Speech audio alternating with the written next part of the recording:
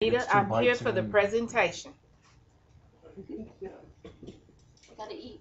Hi, I'm Veronica. I'm here for the presentation. Oh, go ahead, 'cause I got a piece Hi, of I'm that. Anise. I'm here for the presentation. Hi, I'm Tiffany. I'm here for the presentation. she didn't even wait to look at the thing. She said, I'm here for the start the turn with the presentation part.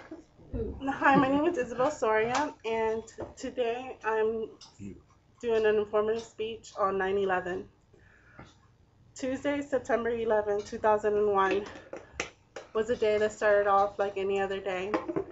People prepared themselves for another work day, and school children settled in their seats for a day's lesson.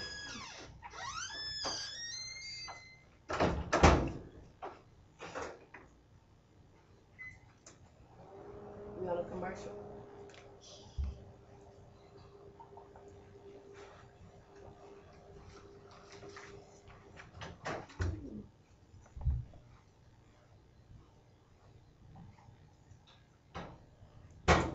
But soon people would see the clip of the plane crashing into the World Trade Center, and slowly but surely, the United States and the rest of the world would know that we were under attack.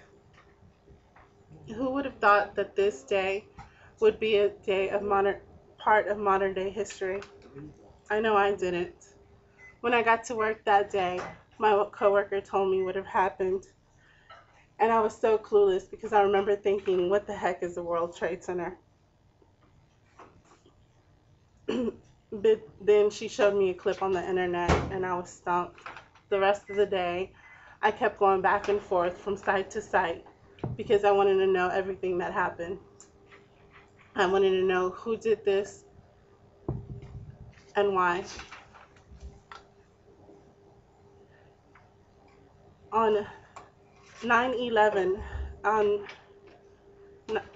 on a day best known today as 9/11, at 8:45 in the morning, American Airlines Flight 11 crashed into the North Tower of the World Trade Center. 92 people were on board, including 9 flight attendants and 2 pilots. The flight had departed from Boston and was heading for Los Angeles. A few minutes later, at 9:05, the South Tower was hit by a second plane. United Airlines Flight 175, also coming from Boston, and carried 65 people. New York was not the only place under attack this morning, because at 9:45, another hijacked plane hit the side of the Pentagon in Arlington, Virginia. This plane carried 64 people.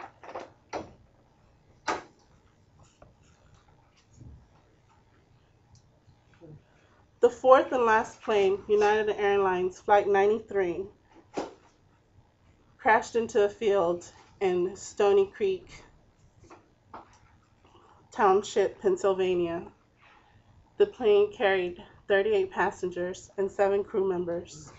It was speculated that this flight was heading for the White House or the Capitol.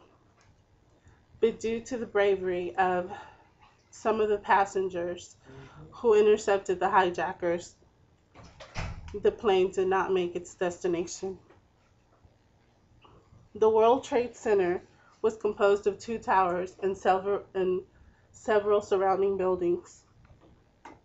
The towers were 110 stories high and had been around since the 1970s. The World Trade Center was a place where business and government agencies involved in foreign trade were. The towers was also a place for tourists, and both have something to offer. One of the towers was home to an elegant restaurant called Windows on the World, and the second tower had indoor and outdoor observation decks where people can see 45 miles out. The Pentagon is headquarters of defense, one of the largest offices. The building was a city in itself with 23,000 employees, including military and civilian.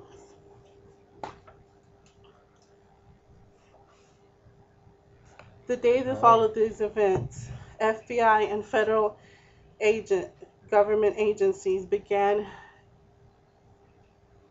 investigating Why? the crash immediately. 19 hijackers were recognized and where they were trained. Al-Qaeda was the organization that the government pointed at as And she's gonna file anyway. as being responsible for the attacks. The founder and leader of Al-Qaeda is a man named Osama bin Laden. In the tape prepared for release over Al Jazeera television, after the first U.S. missiles fell on Afghanistan, on October 7, bin Laden again praised the groups of Islam, vanguards of Islam, who destroyed American, adding, "I pray to God to elevate their status and bless them." But he again did not admit to being responsible. Over 3,000 people died due to the attacks on September 11, 2001. Okay. And I cannot help to compare to another day when America was surprised on December 7, 1941 at Pearl Harbor. To people like you and me who stayed glued to the news and shed tears for these people who we never met, September 11, 9/11 was our Pearl Harbor.